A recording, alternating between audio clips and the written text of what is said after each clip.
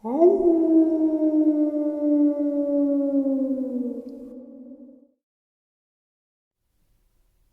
greetings and salutations, everyone. I hope everyone is doing well today. Today I have an upload that actually consists of a subscriber interview and some video clips and some narrated encounters. So it's pretty much jam-packed. Before we get into it, a couple links. As you know, I rely on Patreon, PayPal, and my merch to help the channel to continue to grow and go. The links to Patreon and PayPal are in the description below. My merch is displayed directly under the video. Also, Dogman Frightening Encounters, Volume 1 through 3, the audiobook versions. They were written and researched by Tom Lyons, narrated and produced by me, Jeff Nadolny. Those audiobooks are available on Audible, Amazon, and iTunes, the links to which are also in that description below. Finally, last but definitely not least, if you'd really like to help support this channel to continue to grow and go, simply subscribe. It's absolutely free. Click that like button and please leave a comment. It really does help, and guys, it definitely matters. Now, everyone, I have taken far too much of your time. Let's get on with today's upload, shall we?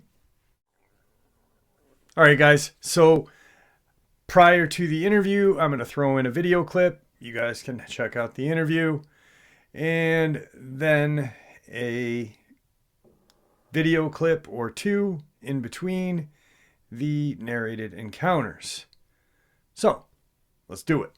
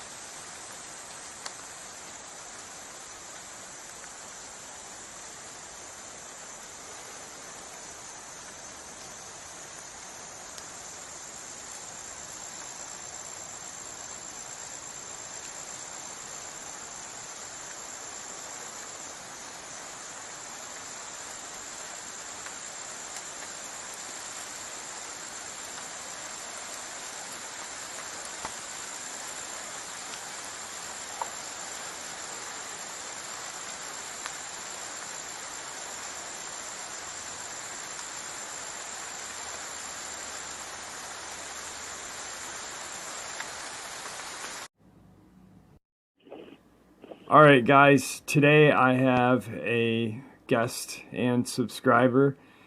His name is Sailor, or that's what his friends call him, so that's what we will call him.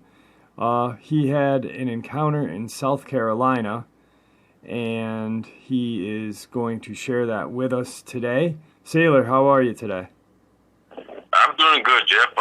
Greetings from sunny South Carolina, people. So you had an encounter that just happened out of nowhere, like most do. I'm going to give you the floor, my friend. Thanks, Jeff. All right. Well, this started 2 years ago.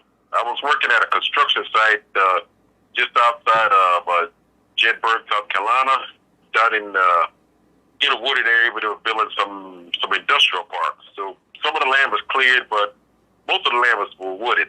My job was the security guard on site. I worked alone, worked 8 hours from 6 o'clock in the evening all the way up into the morning, sometimes 4 and 5 o'clock, depending on how long they needed me to stay there. My job consisted of me having to make rounds around the perimeter of the construction site. I had to have pre-scheduled points I had to check with the wand just to make sure that I made my rounds. And I made the rounds roughly every hour to hour and a half. It was about 2 in the morning. I'm making my rounds around the building. Everything is pretty much going well. It's just a regular boring night. And I'm coming around the north side of the building where they constructed the big bay doors. It's still, most of the building's still open, but they still had that section up. They had string up pretty much electrical lights there so you can see around in there pretty good. And as I'm making my way up to the ramp where the big bay door is, I hear a commotion inside. Like some of the equipment, like tool stuff, got knocked over, like a big tool chest. And I'm not knowing exactly what's going on.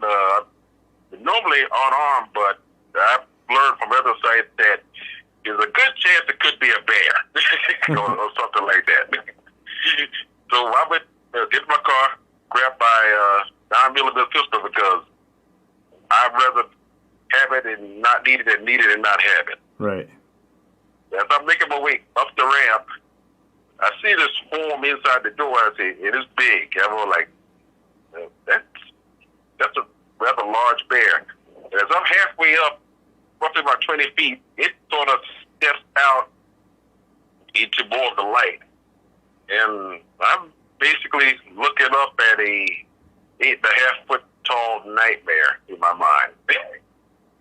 It didn't make any overt moves towards me. It just looked at me. Now, how close were between the what was the distance between you two?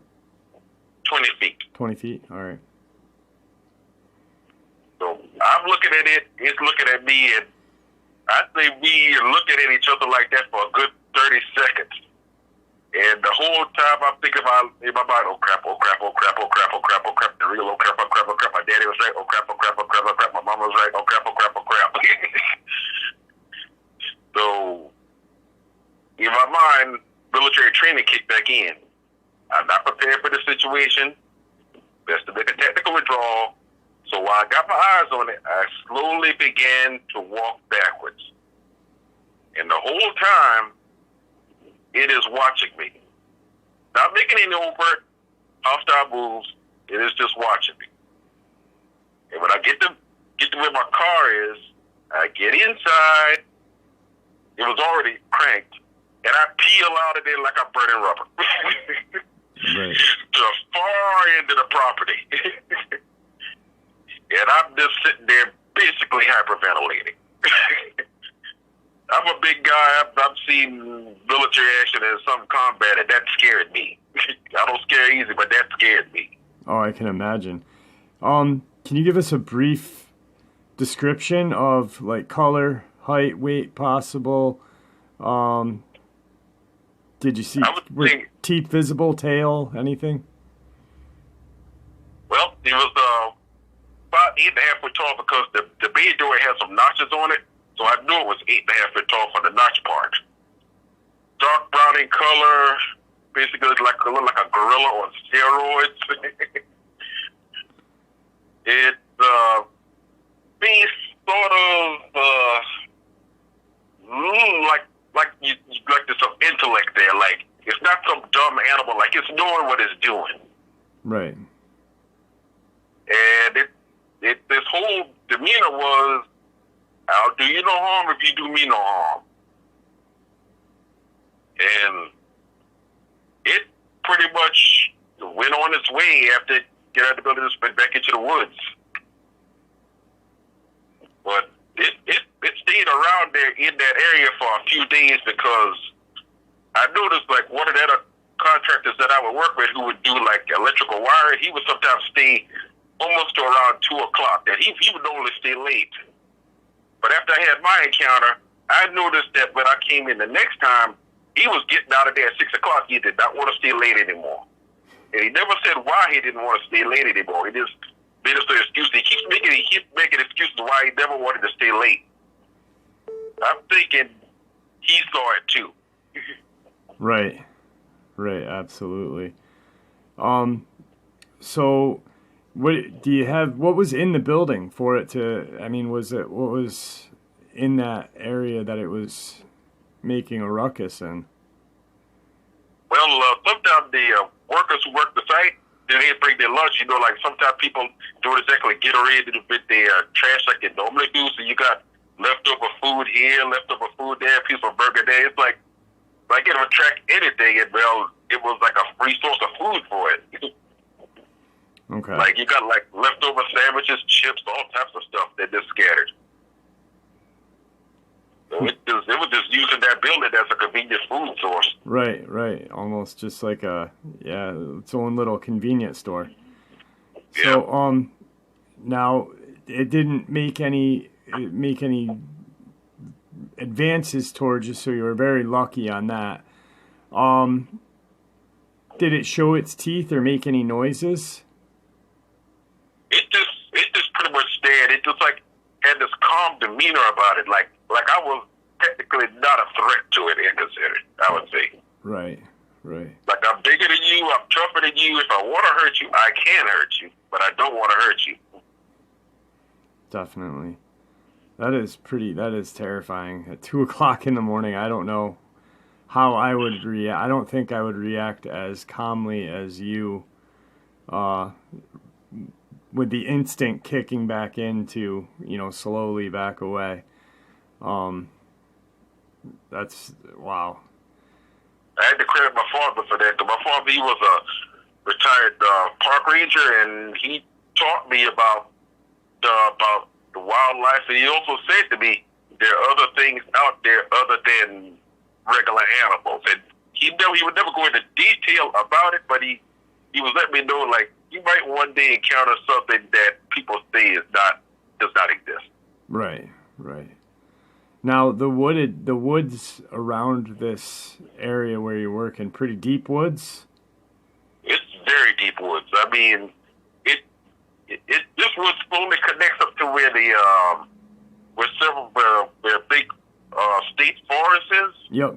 And that goes all the way to the coast. I mean, it's miles and miles upon miles of forest crisscrossed by streams and swamp, and just plenty of water. The low country of South Carolina is like one of the biggest watersheds in the southeast.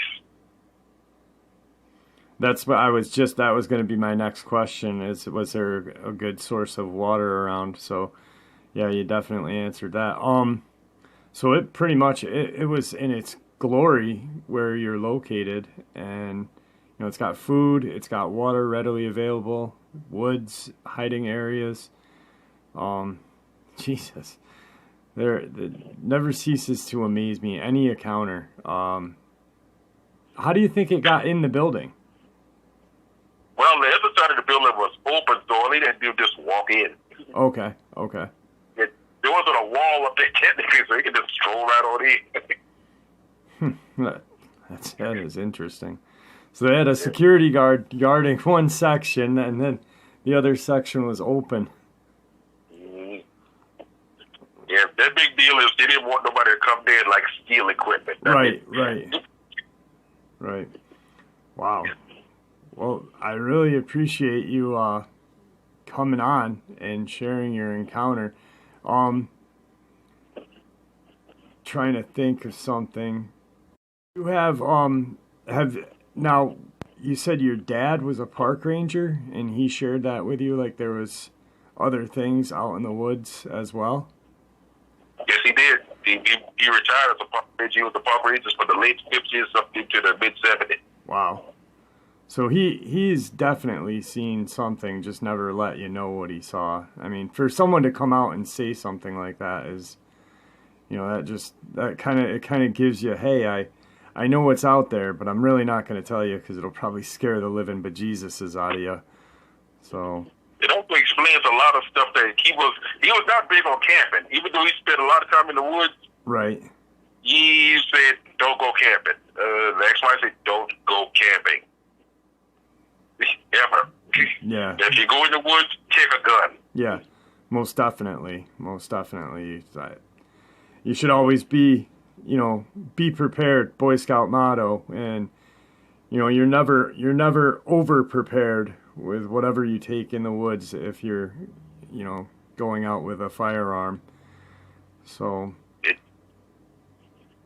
well, I truly appreciate you coming on. Do you have anything else that you'd like to share with the group today? Yes, sure. It pretty much hasn't been the only encounter with a cryptid I've ever had. A few years earlier, back in 2007, I did encounter something else. It wasn't a ground-based cryptid, but it was a flyer. Really? Yeah. In South Carolina, too, as well? Yep, in South Carolina. You want to get into that a little bit with us? Yeah, sure. All right. I was still working as a security guard, but I was working less years than when I had just started, and I pretty much still had my arm certification. And I was it started pretty much the week before the incident happened. There was this thing that was going through the area, and it was airborne, and it would scream. I mean, it would make an unholy, loud scream. I mean, like almost like a wailing, almost just flying over my house, through the fields, across the forest, over the way my neighbor's property was. It would circle around, and it would do that between 12 o'clock and about 3 o'clock at night. And it kept doing that, and I was talking with my neighbor. He's passed now. He would say like something is eating his dog food because he had a lot of dogs. He had some pit bulls and some other dogs there. And something would come, scare the dogs, eat the food, and leave. He thought it was a coyote. Well, when I told him what I heard, I said like, no, it can't be a coyote unless a coyote got a jetpack on. Right. Because it was circling, and they kept doing that around the same time. But then when it got time for me to go back to work, I'm heading outside to my car because back then I had a fence, but I had parked outside the fence because it was convenient. And I'm walking out, and then I hear this screaming, and it's coming from the north. And I'm looking around because I got a security light, but that area pretty much you can't really see good because the light doesn't come that far. And this thing's coming in close. It is coming in close. And then I get a glimpse of something coming right at me, and I ducked down, hit the deck into almost prone position, and it flew over me. And when it flew over me, it was like trying to get back its wing speed because I guess it missed, and it was trying to get back to decent air height. Right. And I raised up with my service pistol and fired 3 shots in it. Know I hit it at least once because it made a sort of like a pain scream, and it flew off and left a small blood trail. But for what I saw of it, it was big. It was 10-foot wingspan, large, robust hind claws, and pretty much talons on it that would make a tiger cry. They were big.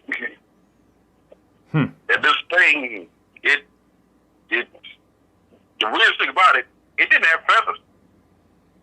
It had like leathery type wings, almost like a bat. Right. You know, what's that there's I forget, and I'm bringing it up. Hopefully some subscribers might know, or you might know. There's some sort of flying cryptid. I'm not well versed on the flying cryptids that live in the southern region of the country, and it's said to resemble like a pterodactyl. And it's it's going to come to me right after I upload this too. But was that pretty much kind of like the outline? Large wings, 10 feet wings, you said. Was there, Yep. Could you see any feet or legs? Was there like a humanistic legs, or was it more like shorter legs? The legs were shorter. The legs looked like something that would be on a large bird of prey, only with no feathering around it. Right. Yeah, what the heck is it called? It's going to drive me insane too. That's insane. That's it. So that encounter happened, and you saw it, and it just, as soon as it happened, it just pretty much dissipated as well. Yes, we stopped hearing it like pretty much a day later. Mm-hmm. But after that, it literally had killed one of my neighbor's dogs. I guess like the meanest one he had there, challenged it, and the thing pretty much grabbed it and took off with it, and he found the dog further in the woods, torn apart. Oh God. Yeah.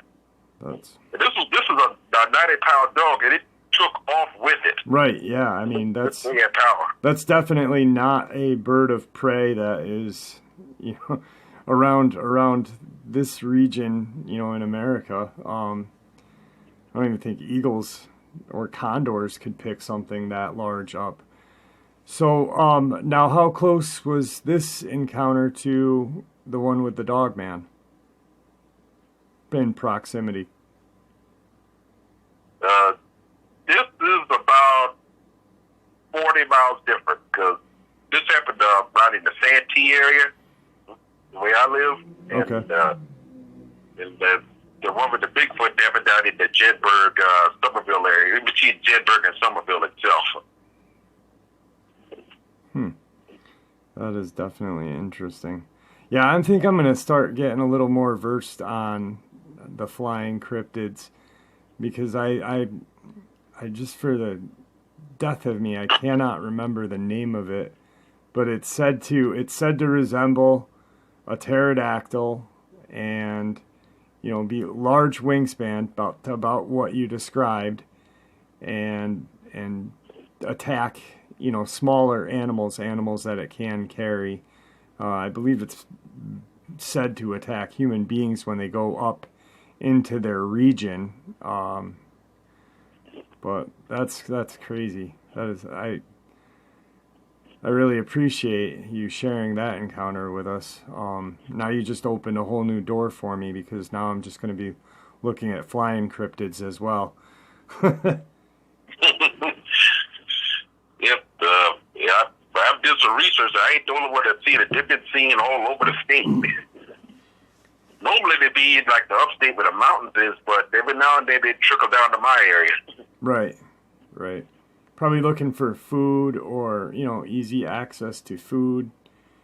Anything that's readily available for them to get without being seen, hopefully. So. Yeah.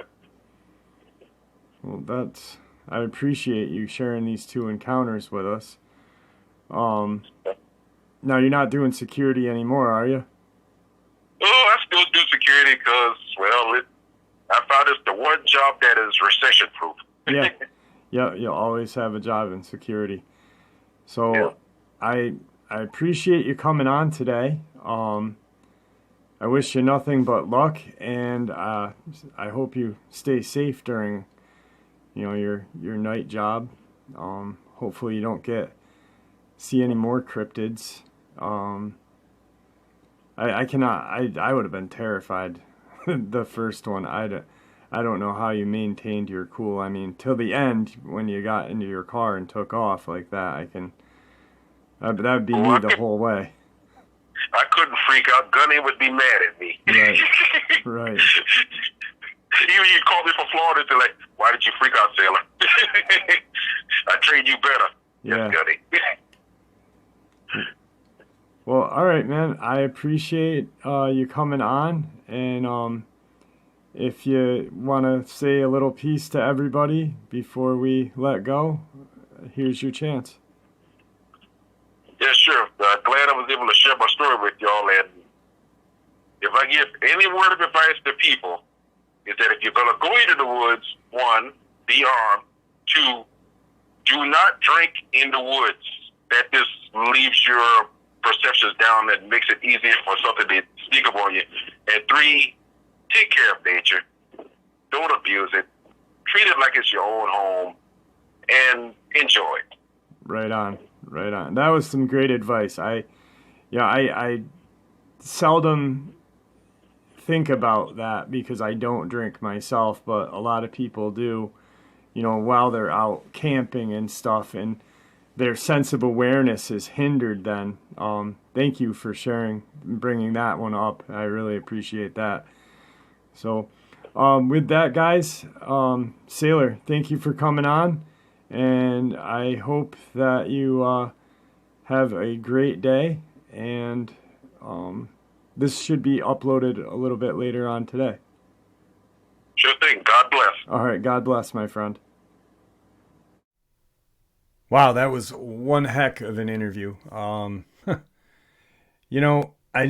never get sick of meeting new people, hearing their experiences out of their mouths. And also, really quick, the cryptid I was thinking of, is the snellygaster. That's the word and the name of the cryptid I was thinking of. So to save yourself commenting, that's what I was thinking about. Here's some video clips, and then we'll jump into some narrations.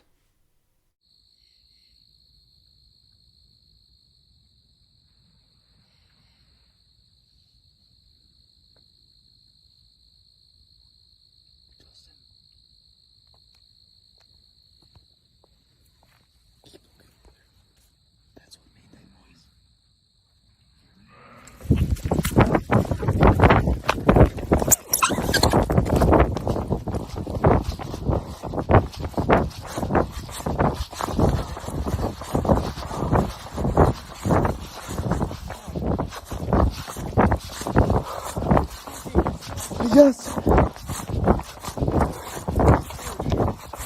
Dude, I'm gonna pass out. Oh my God, dude.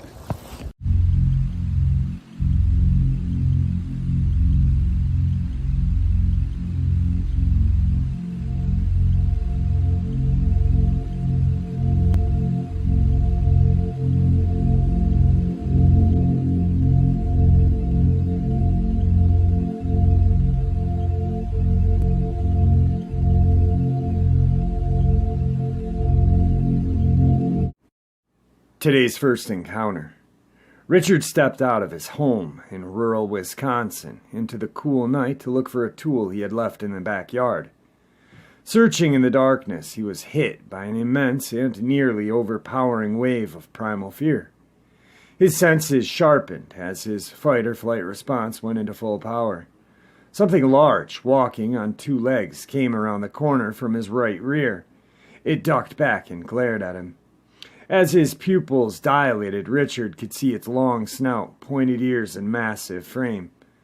Something told him to quickly look to his front, and he saw another. Scanning his surroundings, he noticed three more, all now maneuvering toward him. Richard, a correctional officer, has been through all high-risk, high-threat training offered as a member of his prison's emergency response unit. He also trains working dogs and maintains a kennel on his property.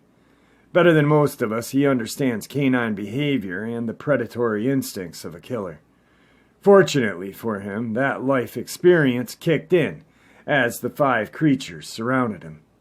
He focused, calmed himself, and assumed an assertive posture and mindset. "Knock it off, I'm not running," he said. He spoke firmly and confidently, just as he would to an aggressive dog or inmate, and it worked. The creatures stopped and slowly retreated. So did Richard, back into the safety of his home. It wasn't the first time he had seen a dogman, nor would it be his last. Today's second encounter. A few SWAT deputies conducting sniper and observer training in the swamps near Shreveport, Louisiana, reported their encounter.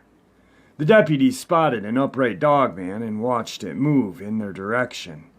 When the creature got too close for comfort, they broke cover and entered a creek bed to make their escape, at which time they were spotted by the dogman, who had paralleled them from the bank above. One of the deputies fired a round over the head of the dogman in an attempt to scare it off.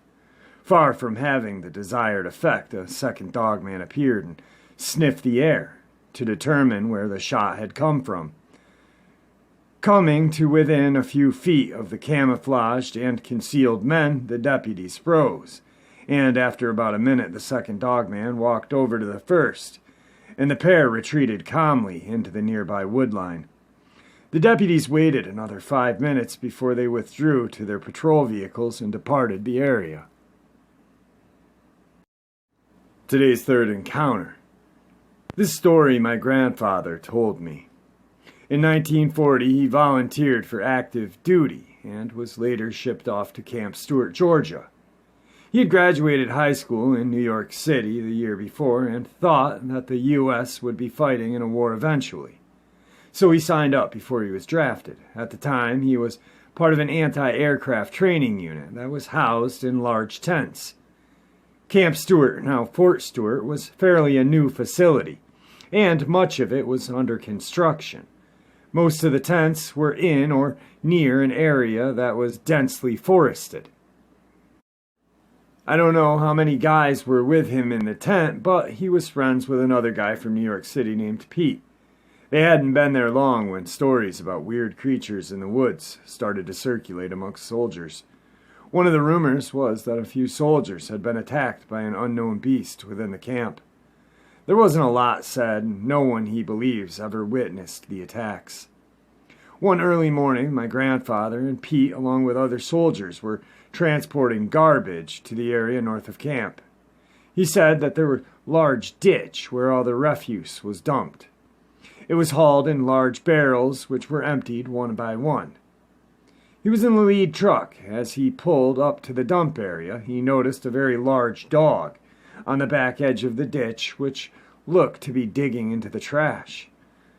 They were commenting that the dog may have been a wolf because it was huge. While they were talking amongst themselves, the dog stood up on its two back legs and looked directly at them. After a few seconds, it turned and dropped to four legs and ran off into the woods. They were alarmed and considered leaving, but there were armed personnel on patrol.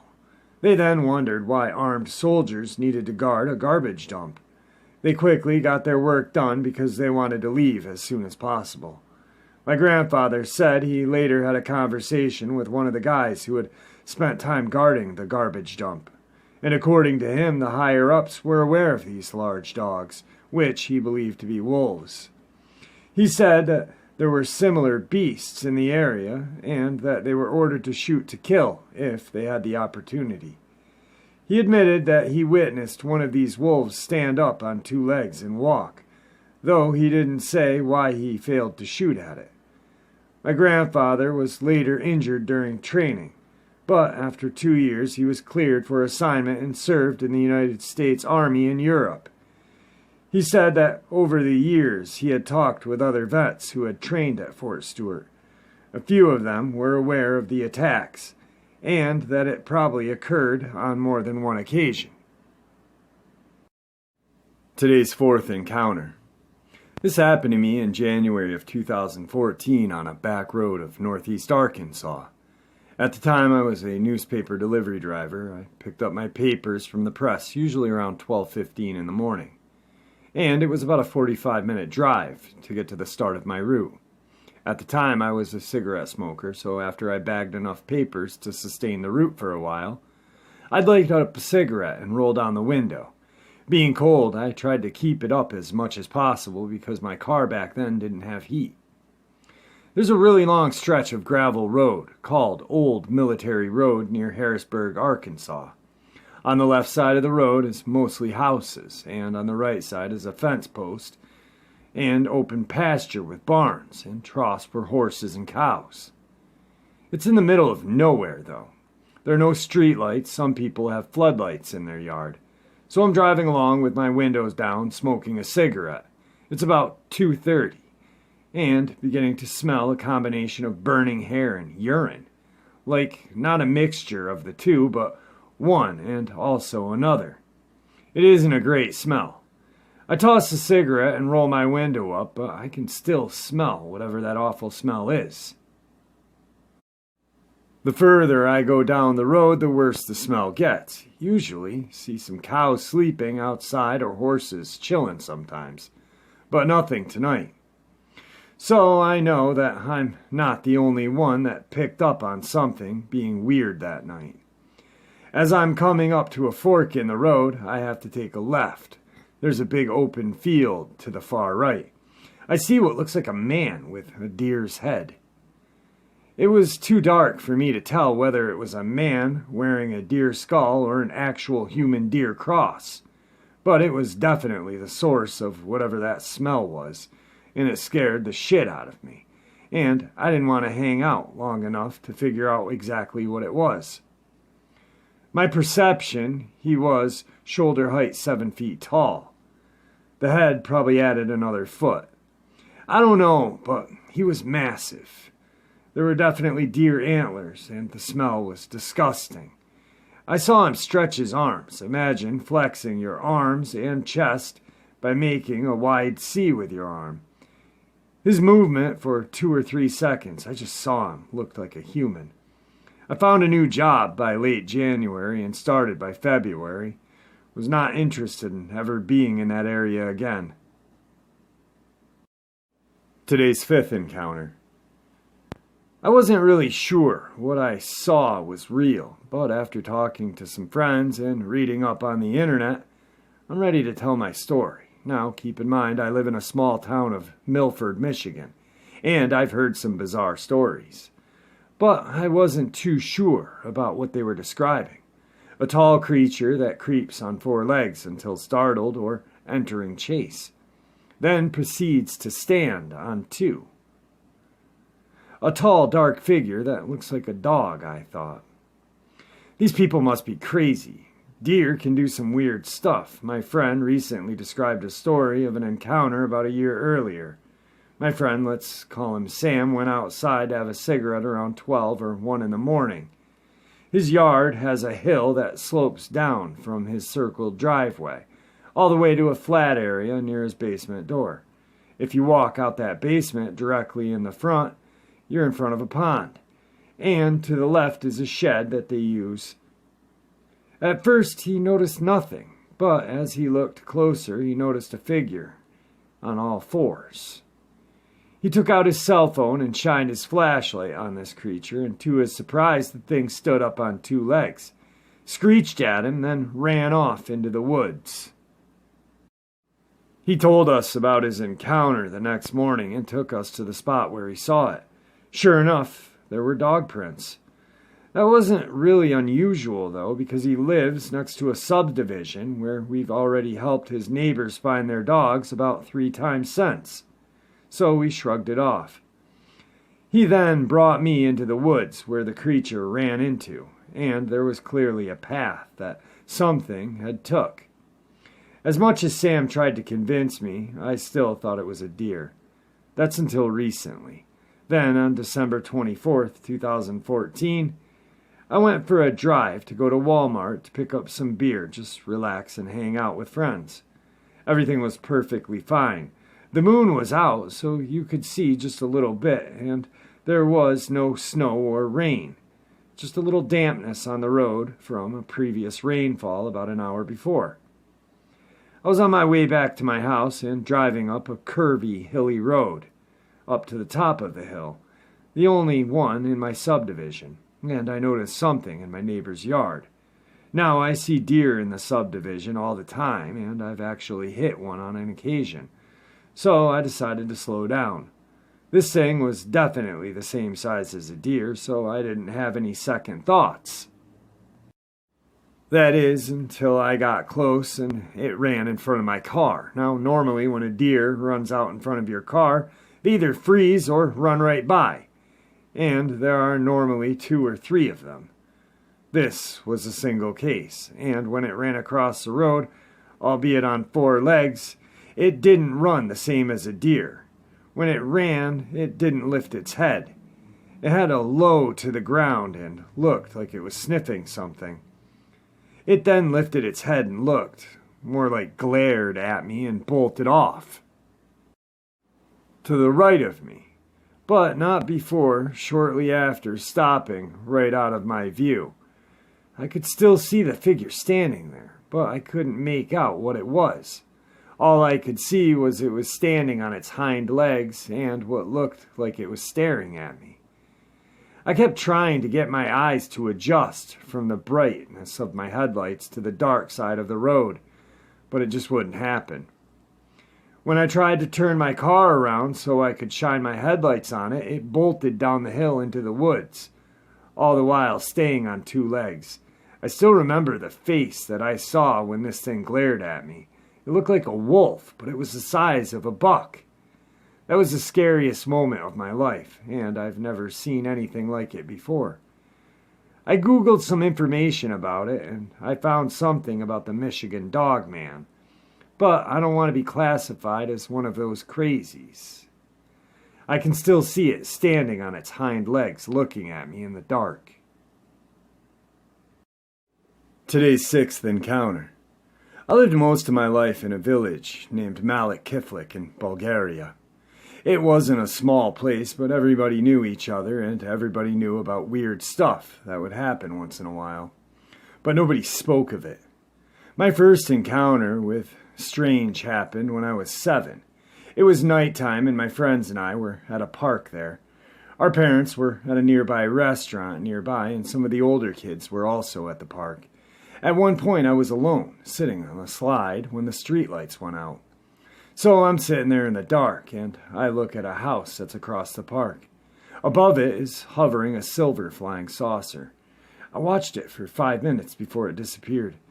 I decided not to tell anybody, but when I approached them, they asked me if I saw it. On that same night, about 12:30, my mom and I started heading home. As we were walking, we were nearing a turn onto a road near a little dirt road. On the right side of it leads to a couple of houses. Suddenly my mom stops. I ask her why and she just shushes me. So I look at what she's looking at and there's this man walking in front of us with really long arms that were reaching to his knees. And his head was turned 180 degrees looking at us. It disappeared at the turn of the road and a couple of seconds later there was this bright light. We stood there for a bit before continuing. Even today, my mom rarely speaks of it. 2 months later, in the middle of the summer, most of my peers were gone on vacation or visiting other family. A couple of older kids wanted us to go and pick cherries at this large cherry tree belonging to a man that lived at the edge of the village. A few local adults, when they saw where we were heading, warned us not to go, but of course we didn't listen. Before we even reached the place, we heard some strange noises behind the bushes, so we decided to check it out. Past the bushes was an open field. On it was a dead cow, and feeding on that was an unknown creature that would fit the description of a dogman or a werewolf. It turned its head towards us. Its red eyes looked directly at me. It grimaced at us, showing all of its teeth. We started running and didn't stop until we reached the center of town. Later that same night, it's time for us to head home. The road that leads to my neighborhood is kind of surrounded by a forest. As I'm passing by a cornfield, I hear a growl from a little path that goes into it. I looked at the path and it's pitch dark. The only thing I can see is red eyes and a grimacing smile that starts to form. I started running and that thing chased me. It gains on me, and I swear it said, "You're mine," in a very deep, menacing voice. At this moment, my neighbor's dog started barking, and I see him rushing towards me up the road. Thanks to them, the creature had lost its momentum for a bit, and I managed to reach the gated fence. I climbed over and sprinted across the yard to my house. The dogs continued barking the whole while. Even today, 18 years later, I sometimes have nightmares about it. A few years later, in the evening, I was playing at a park when I looked up at the sky and saw a bright yellow star falling down. As I watched it suddenly stop and started doing some maneuvers before flying up and disappearing. 2 weeks later, a friend and I were near the place I encountered the beast when he spots the same object falling down in the distance. We watch it as it stops and hovers above the forest before landing. The next day, we are there again with a bunch of kids telling them about the star when we see the field next to the forest in flames, which would disappear and reappear on different spots. Today's seventh encounter. I grew up in New Mexico and I still live there. My whole life I've heard stories about skinwalkers and I consider myself to be somewhat knowledgeable on the subject. I've always been interested in them and find them creepy yet fascinating. And I talk about them a lot, even though one of my Navajo friends insists I shouldn't. And always leaves the room when I bring up the topic. Anyway, I lived on a third-floor apartment north of Albuquerque. The area of the city I lived in was rather busy that evening. There are lots of restaurants, businesses, and even a nearby shopping mall. One night I was chilling alone at the place, eating some cereal and watching Netflix. It was late, about 1 in the morning. I was ready to go to bed when I hear barking from outside of the window. This isn't uncommon in my apartment complex, as they do allow dogs that are under 40 pounds, but something was seriously wrong with the way this barking sounded. It was almost as if the dog was drowning or something, like half the barks were coming from underwater. I crept outside onto the balcony, and I could see the source of the noise. It certainly looked like a dog, except for the fact that it was enormous, like the size of one of those Russian Caucasian mountain dogs. I've seriously never seen a dog that big before in person. It was standing in a dimly lit grass courtyard area of my apartment. The lights were all dull yellow and the bulbs were really old, so I couldn't make out many details of the animal. All I could honestly tell was that it was really big, really furry, and that it seemed to be pointed in my direction. When I stepped out onto the balcony, the barking immediately stopped. I stared at the dog for a while, and it almost seemed like it was staring back at me. We stayed like this for maybe 2 minutes when I hear a loud honk from a car nearby. At this point, the dog stands up on its hind legs and sprints off toward the small Aurora near my complex. It was honestly extremely terrifying, and I've never come that close to actually pooping my own pants. Of course, my first thought was I just witnessed a skinwalker. The only thing is I've never ever read or heard about skinwalkers being in such a busy city or urban area.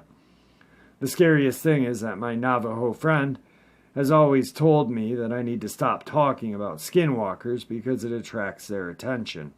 So now I definitely feel paranoid. Today's 8th encounter.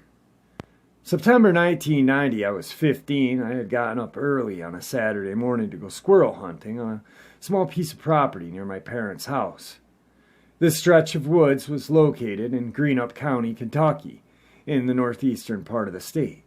The property is bordered by Raccoon Creek and the Little Sandy River. I've hunted this area on a daily basis when I was younger, and I've never seen anything unusual.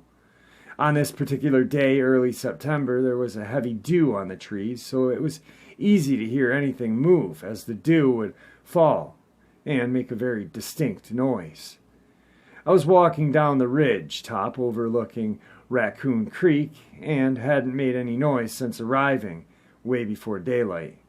As often happened, my neighbor's dog followed me that day, and I thought I had ran him off a couple hours early. Everything was completely still, with almost no wind that morning. I started hearing a dog gruff and start barking and growling in the way that I had never heard before. At first I tried to ignore the noise, but after a few minutes I decided to go run him off again, as he was screwing up my hunt. As I quietly eased down the ridge about 50 yards, I saw what I thought was a young bear through the trees. The animal was standing on its back legs and was only about 6 feet tall. I noticed that as Gruffy would lunge at the animal, it would knock him back with its hand. He would let out a yelp and then go back after the animal. I eased closer, being as quiet as possible, as I planned to shoot near the animal to keep it from killing the dog.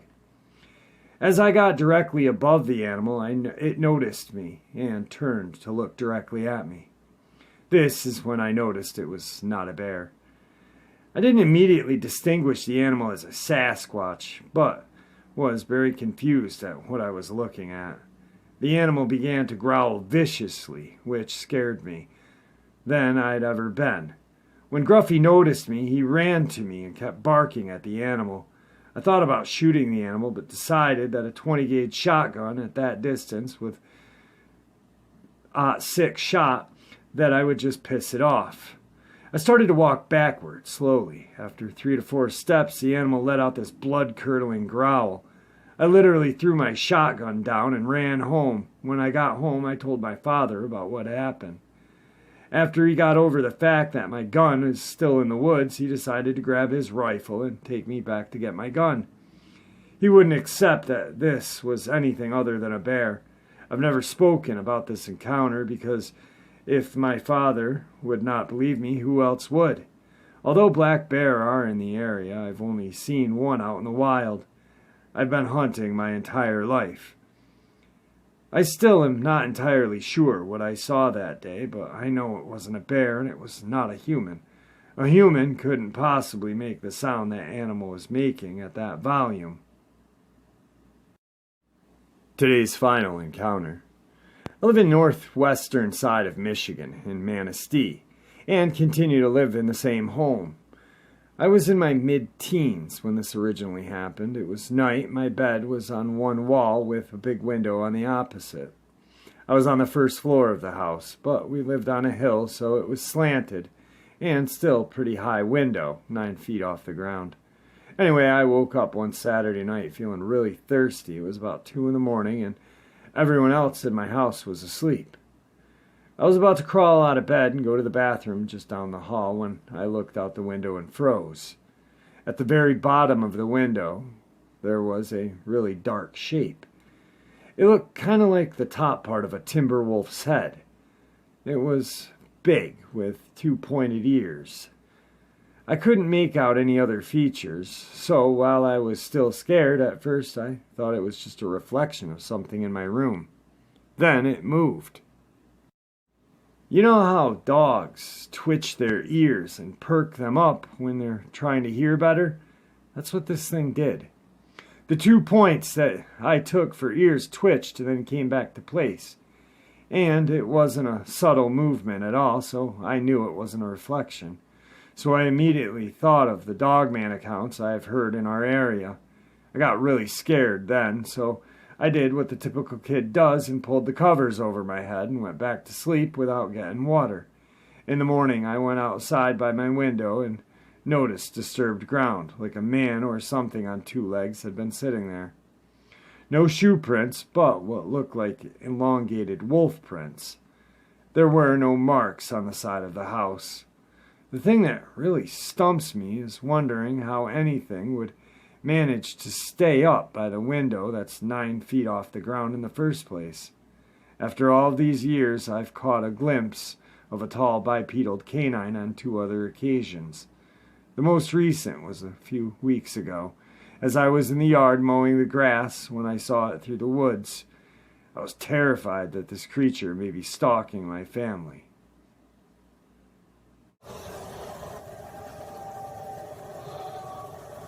What is that? Looks like eye shine.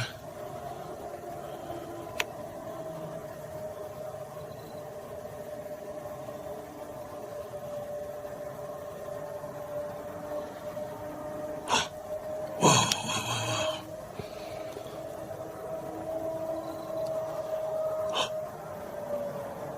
Should I whistle?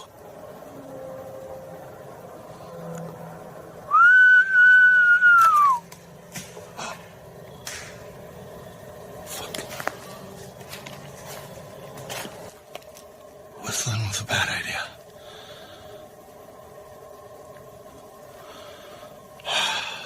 Walk down there.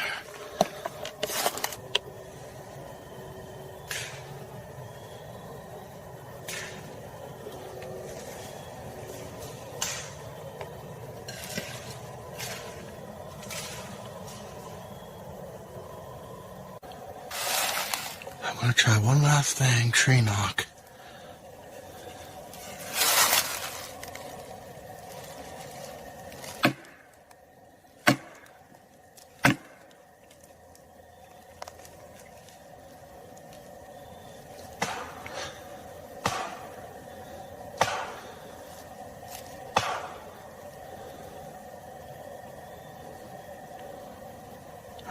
Where are you at?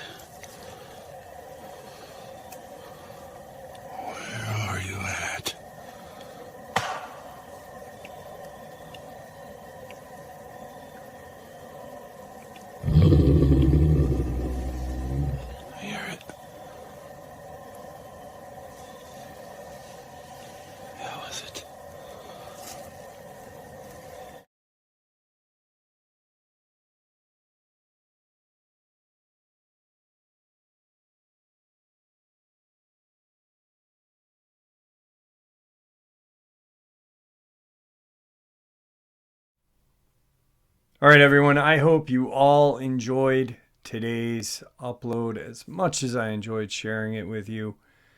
I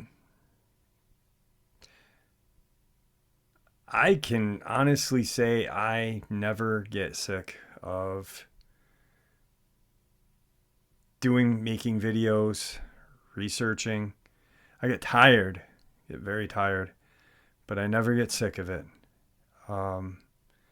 I really push myself sometimes